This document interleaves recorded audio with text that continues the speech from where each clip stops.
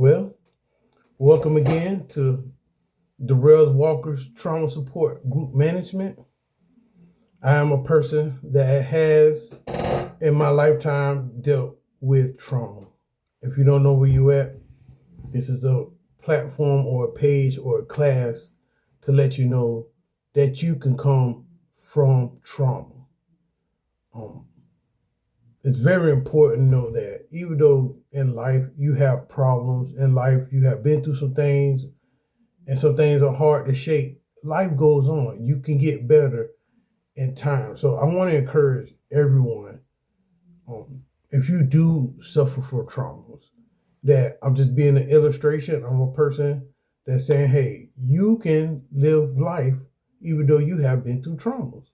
And I am living life. I'm living in life more better because I am dealing with my traumas. In my class today, we're going to talk about how you deal with trauma. But before I get into anything, I just want to say this. Life is what you make it. If you make decisions, if you want to be stuck, you could be stuck. But if you want to be free, you can be free. You can really say, hey, you know what? Be honest with yourself. A lot of times when you have traumas, you have to be honest with yourself. What can you handle? What you can't handle? Do you feel safe? Do you feel unsafe? Do you trust yourself or do you trust somebody? It's good to be honest with yourself. There are certain things in my life right now. I was traveling today and it was, like a certain aroma or a smell, and it triggered me and it took me back, and I had to get away from that.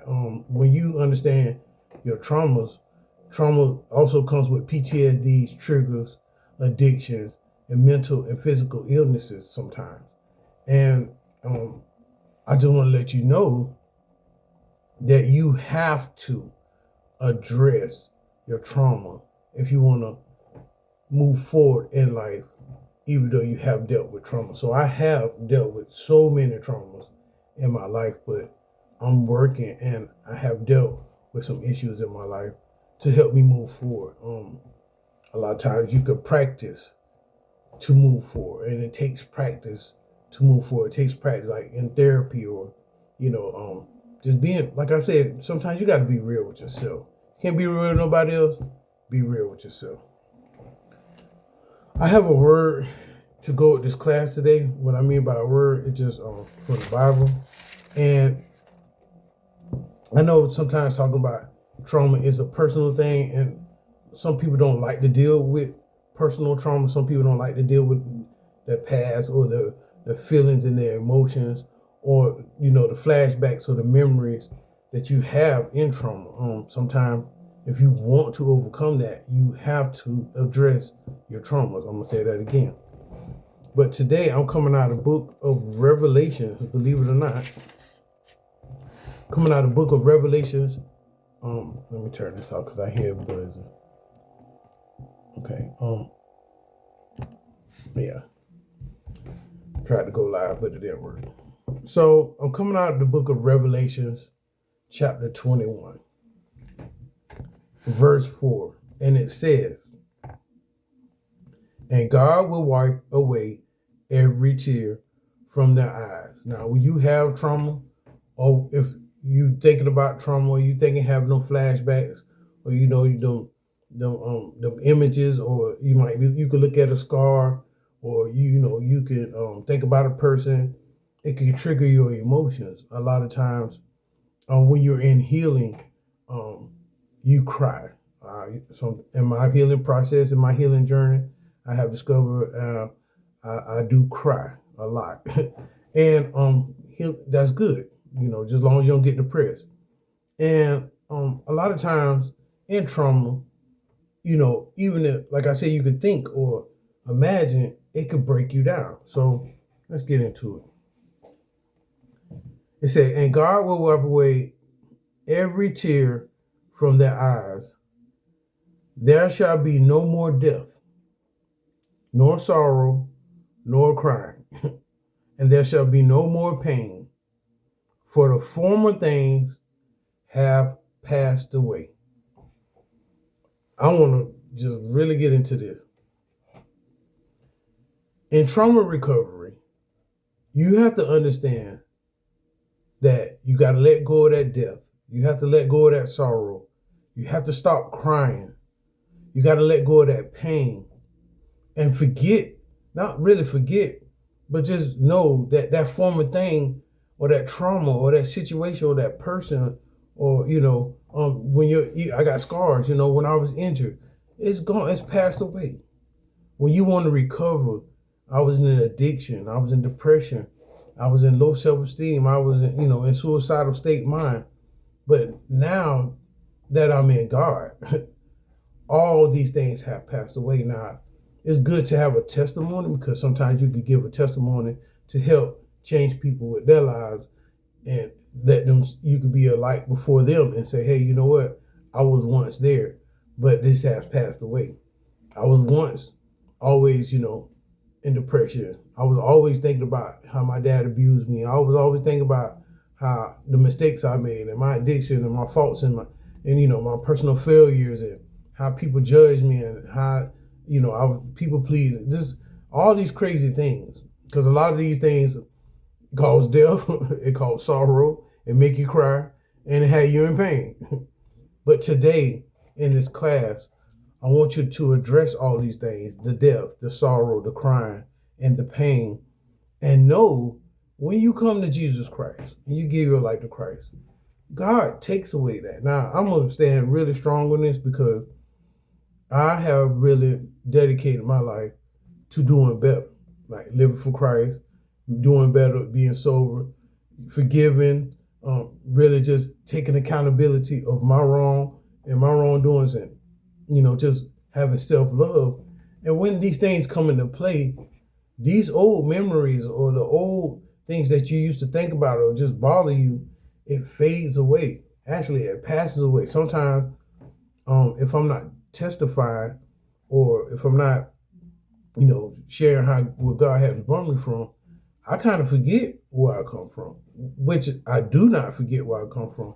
But moving forward in life and growing and doing things better, I don't focus on the old things that I used to focus on because they really have passed away. Like what you did yesterday has passed away. What you did 5 minutes ago has passed away. The thought we just had before you came on this video has passed away. So what is this saying? Time is ticking. Time waits for no man. So we need to go with time because if you don't go with time, you can waste your time and you'll be passing away just in time, just doing nothing. So this is very educational that you can understand that in trauma recovery, things do pass away. I ain't to do the best you can to get over it. Do the best you can to move forward in life in your trauma recovery. Okay? And I'm just saying this out of experience. I really am saying this out of experience. So, now that we done got into that, I just really want everyone to know, male, female, it's either teenagers, and some children out there that are going through some trauma. Now, if you don't know what trauma is, I can really break this down to you today. All right. So, as we get into the class, I hope you really got what I said because I know that sometimes I'll sit here and repeat and emphasize and really try to make you get it, but just understand if you go to Revelation 21 verse 4 and know that, God wants to take away and, them burdens. 1 Peter 5:7 says, cast all your care for he cares for you. And, sometimes we have to go to God with our traumas. We got to go to God and say, hey, Lord, I got some traumas in my life. I need some recovery.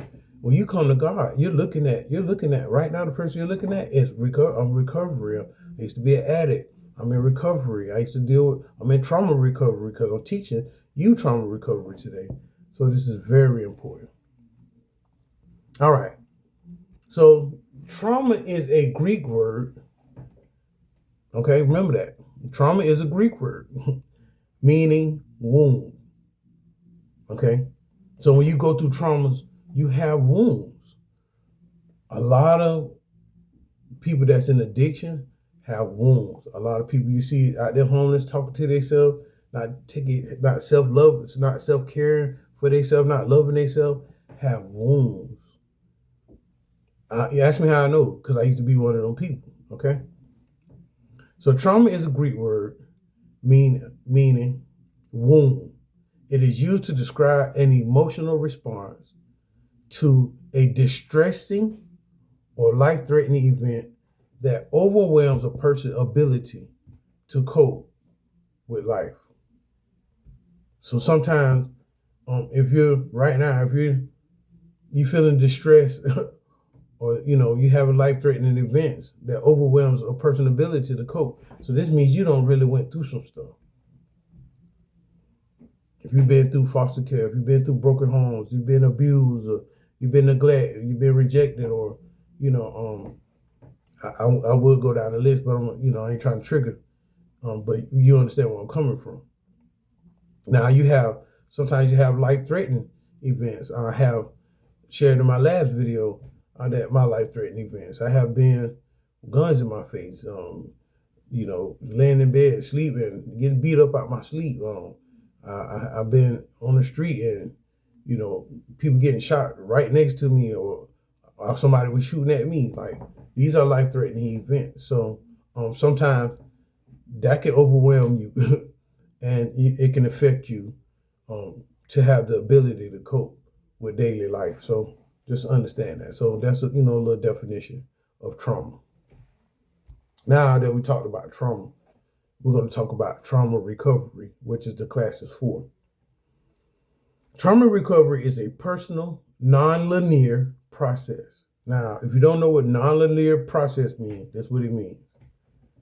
Meaning in non-linear describes things that do not follow a straight line, a direct sequence, or a simple proportional relationship. And this is in the human behavior that's aimed to restore a sense of safety, regulating the nervous system, and eventually integrating traumatic, right? So get this. Sometimes living life in trauma, things don't go correctly, right? Sometimes your relationship can really go bad. Sometimes it just be simple, like simple stuff, like getting slapped or being hurt or cussed out or abused or somebody robbed you. It could be simple stuff that can really disturb you. So let's get this. And so if you really look at this, it really affects your sense of safety and affects your nervous system, believe it or not. Believe it or not, it affects your nervous system.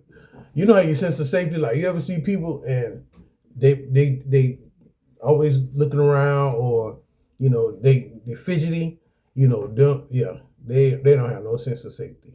And then also, some people nervous system, some people actually have the shakes, or the ticks, just, or the trembles. Like people really be freaking out. I used to freak out too. So this is because of trauma. Trauma has a strong effect not only on your mind, but it also has a strong effect on your body. I would say that because your nervous system, like I'm talking to you about trauma, but my toes are like clenched up like this. They balled up, they tight, because the intensity of trauma. So it really does affect your nervous system. All right, so get that. And so as we was reading, I was reading about how that you can have a sense of safety, regulating the nervous system, and eventually integrating traumatic events into one life stories without defining the future. So this is talk about trauma recovery. We're talking about that you can move forward in life. Okay? without saying, oh, because I went through this trauma event, this is how my life is going to be. This is what this saying. This is what this really saying. I have been through trauma. I have been through so much trauma. I know y'all tired of me saying that, but it's just I'm emphasizing on this because I have been through trauma. But it doesn't define who I am today. It just taught me something, but it made me a better person. Okay, so listen. When you recover from trauma, some people recover naturally. Now, I didn't recover naturally. I ain't gonna lie. I had needed some time and support. So listen, some people recover naturally with time and support, and others may require professional intervention, especially if symptoms like flashbacks, severe anxiety, and social isolation. So let's get into this. When you have trauma, you have flashbacks, you have severe anxiety, and you have social isolation. You don't talk to nobody. The way you know you coming out of your trauma is that when you have a flashback, you can say, don't think about it, or you can address it like, I don't want to think about it. Or sometimes if you think about a trauma or you see something or it triggers you, you have severe anxiety. And this when you be like, oh my God, oh my God, oh my God, this is very important. Self-control will help you with severe anxiety. And then, social isolation. When you have trauma recovery or social isolation, you'll notice that you begin to speak to more people or try to go out. I'm coming out of social isolation. I ain't gonna lie. So this is very important. These are steps that you can see if you're coming out of trauma recovery. You're stepping into trauma recovery. If you are, once again, if you are having flashbacks, severe anxiety, and you're in social isolation, you might be dealing with some trauma. All right. So now that we're talking about trauma, we're going to get into the stages of recovery in trauma. There are stages that you can get into to come out of trauma. Let's get into it. Phase 1, safety and stability. Oh, I can take a deep breath on that. You know how good it feels to not have to worry, to have peace, to, actually be stable, like making the right decisions, having good emotions, don't have to worry about how I'm gonna eat, what I'm gonna sleep. Like that's very comforting. I didn't have that all my life. But as a grown man now, especially if you're an adult or if you're a young man or young woman, it's good to have safety and stability, or stabilization, or stability. The immediate goal is establishing physical and emotional security. This involves creating a safe living environment, establishing predictable routines, and learning immediate coping skills like grounding to manage overwhelmed symptoms. All right? This is self-control at its finest. This is accountability, self-control, taking control of your life, okay? You got to understand that wherever you lay your head need to be the safest place, okay? Wherever you live needs to be a safe environment. If you are a trauma person and you have PTSDs, triggers, addictions, and mental and physical illnesses, you cannot be in an unsafe environment. You have to be in a safe environment. Also, it's good to have routine. When you have routine, it keeps you from worrying about what's the next move. I'm not saying don't step out on faith, but sometimes, like in recovery, you go to NA meetings every day. AA, you go to even mental health, you go to AA meetings, you take your medicine every day. Do something that's going to keep you on track, that you can predict, that you can obtain and complete. Then you have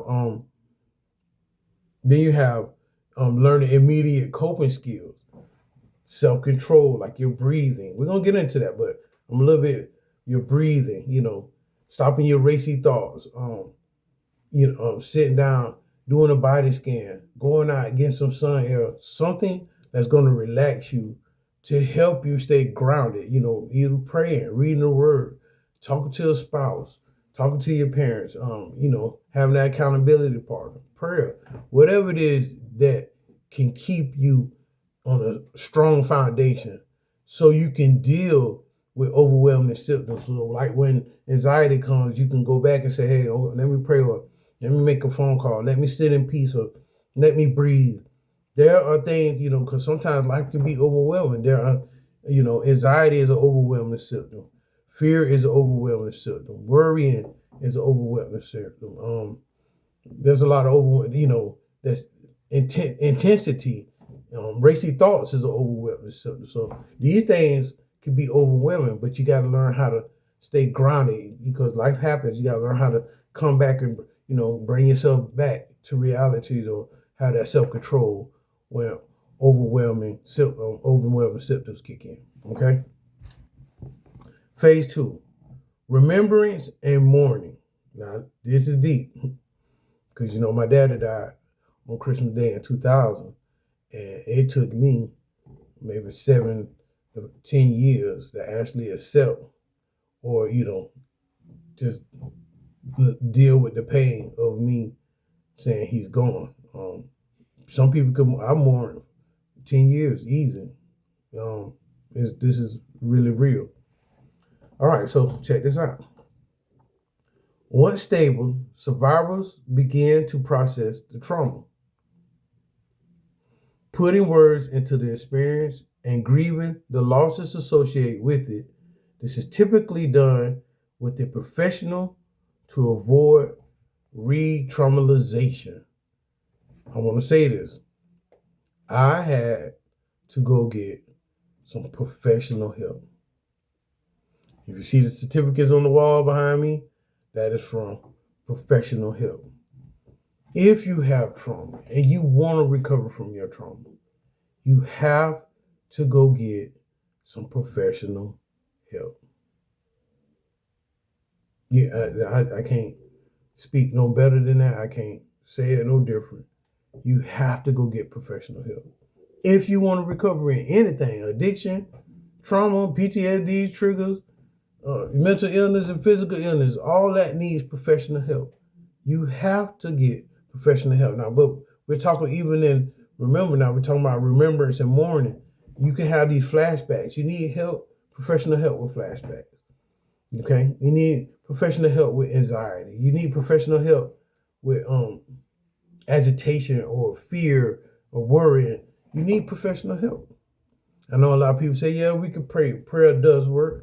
But if you're not praying, get some professional help. Phase 3, reconnecting and integration. The final phase focuses on redefine oneself of the trauma. Survivor takes a concrete step towards empowerment, build new relationships, and find the meaning in their experiences, a concept known as post-traumatic growth. All right?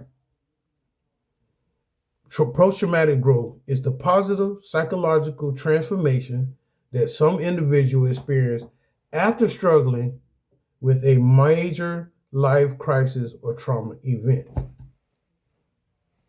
What you see right now is post-traumatic growth. I have really dealt with my issues. I am now moving forward and I'm feeling more empowered. I'm now moving forward. I'm building new relationships. I'm now moving forward and I'm making this class and I'm discovering my new meaning in life instead of being stuck in my traumas. You can do this as well. I want to encourage you, if you can, start feeling empowered.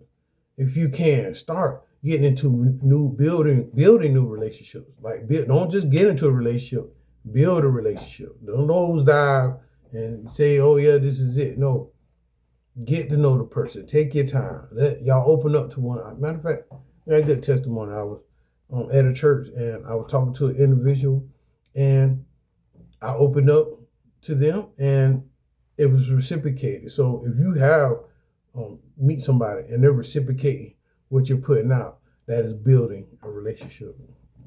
Okay? So this is good. And also, find the meaning. Find the meaning in their experience of life. Find out, what's your purpose, because if I can help you, you can help somebody. You can help somebody out there that has been through traumatic events. Don't nobody know how to save a person from trauma, because you have to go through the trauma to save the person from trauma. So get that. All right. Now that we have got the steps of trauma, now that we have got the steps of trauma recovery out the way, there are some self-care categories that I want to share with you today to help you really improve with your trauma recovery. All right. Number one, physical movement. Activities like walking, dancing can help repair the nervous system and relieve endorphins. I don't know about you. I love to dance. It's really great. I'm enjoy walking. I have been walking more. This can help you be more happier. This can help you not escape, but actually address and see, pay attention what life is really all about. And life does get better as you go into your trauma recovery. Number two, grounding techniques. Using the 5-4-3-2-1 method. Noticing 5, things that you see. 4, things that you can touch. 3, things that you can hear. 2, things that you can smell. And 1, things that you can taste. To stay in the present moment during a flashback. So listen, if you have a flashback, count backwards from 5 and just meditate what's going on. Listen, I'm helping you out. I'm helping you out mentally. If you have flashbacks like I do, because sometimes I have flashbacks, I'll be like, And I start paying attention to what's going on around me, what I smell, what I hear, what I see, or what I'm touching. It brings me back, all right? This is a grounding technique, all right? Number 3, mindfulness and meditation. Regular practice helps lower cholesterol levels and improve emotional regulation. Listen, if you want to get better, I told my mother today, she was encouraging me. She said, son, keep going, keep doing what you do. And my response was, practice makes perfect. Because if you practice to do better, if you practice on your trauma recovery, you will get better. Anything that you do, if you practice it, you will get better. Number 4, social connection. Lean on trusting friends or join a peer support group to reduce isolation. I am doing this myself. I told you in some of my videos, go volunteer your time. I am volunteering my time at a food pantry. I might even start volunteering my time at a church, or I might go out and start speaking. I don't know yet, but I want to come out of isolation. I want to be around people, and if you want friends, you have to be around people. So get that. Also, like it says, you could join a peer support group. Find a group that you're comfortable with, and build some friendships. This will help you really come out of isolation. All right. Number 5, local wellness activities. Local wellness activities. Workshops and settings designed for trauma-informed self-care. So listen, they have community-based activities. Like you could go, how the handicapped kids go to Disney World. Well, for trauma people, they have art festivals. They have gatherings like picnics or sporting events.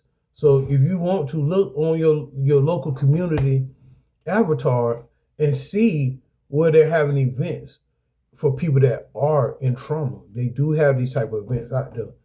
So I recommend that you check them out, because I'm going to be checking them out as well. Number 6, Creative and expressive art. Oh, I was just talking about it. Creative outlets allow for the process of emotions that may be difficult to put in words. You see them drawing, you see all these colorful, that's me expressing, letting go of the pain or concentrating. A lot of times you can't say how you feel, but you can put it in art. You can put it in art form. If you notice, like little kids, they ask the kids to draw what you saw, and they draw the picture. You're like, that's what you see? That's how you look at me? Yeah, because they can express their feelings through art. Sometimes you can express your emotions just by drawing a picture, and it'll help you keep your words, if you don't want to speak. So that's really good. You might want to try that. Number 7, okay? Physical and life support. Managing your physical health can stabilize the biological system disrupted by trauma. I want to say this. Working out, eating better does help. It helps a lot. When I tell you it helps a lot, it helps so much. It is good for you to understand that if you eat and you take care of your physical health, it helps you stabilize your biological system. If you want to come out of your trauma, don't sit around all day and be depressed. Get up, go out. Life is worth living. It really is. Like, get up, get out. If you're not like all into weights or push-ups like I am, or just go for walks, man. Go for a walk. Or just if you can't, just go stand outside. Walk the neighborhood. Walk back and forth. Or get your friends. Say, hey man, let's go for a walk. Or if you have a workout partner, hey man, I need some more motivation. Help me work out. This is good, man. You have to listen, because when you're in trauma, you don't take care of yourself. So, today, if you see this class and you want to be in trauma recovery, start taking care of yourself physically. Your appearance, even your appearance, the way you smell, the way you dress, everything. Yeah. Okay. Shave up. Go get your hair done, get your feet done, get your nails done. Do something to enhance your physical appearance, and also eat healthy. Stop smoking, stop drinking, stop doing drugs. It can help your physical health. Seriously. All right. So I really support that, because as a recovering addict, and a recovered alcoholic and a recovered cigarette, tobacco smoker, yeah, because I used to smoke tobacco too. It feels good to have my physical health back. So I just want to encourage anybody out there, get your physical health back. All right. So we're coming to the end here. Trauma recovery can include a variety. Yeah. Trauma recovery can include a variety of non-clinical, holistic activities that focus on restoring mind-body connection, regulating the nervous system, and rebuilding a sense of agency. Listen, you know how you come out of trauma recovery? You get more active. Be more proactive. Okay? Get around people. I'm not saying go to the pity party. I'm not telling you go to the bar. No. You say, oh, you said get around people. People at the bar got trauma too. No, I ain't saying that. Get around positive atmospheres where people are really healed, where people are really have addressed and really can help you come. And then once you get out of your state, you can help somebody else come out of their state. That's what this class is for today, to help you come out of your state so you can help somebody else come out of their state. I really don't know really what else to say, because trauma is a hard thing to really address. You have to address trauma. You have to go in and forgive Forgiveness is the number one thing. Like, forgiveness is the number one key to trauma recovery. I know you can't forget, but forgive and work on your trauma recovery. And thank you for watching today at Trauma Support Group Management by your man, Mr. Darrell Walker. Appreciate it.